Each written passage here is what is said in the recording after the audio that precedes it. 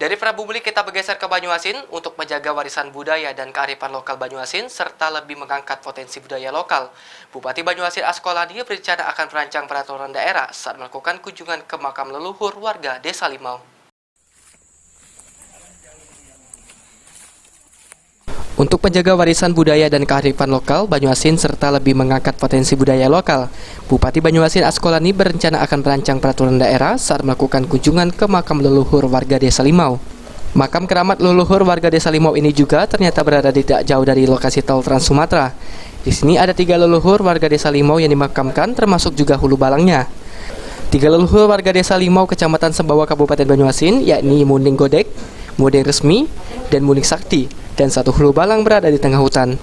Di Desa Limau, Bupati Banyuasin Haji Askolani juga sempat berziarah. Selain berziarah, Bapak Infrastruktur Banyuasin juga mencanangkan agar makam keramat leluhur warga Desa Limau bisa jadi salah satu cagar budaya di wilayah Banyuasin.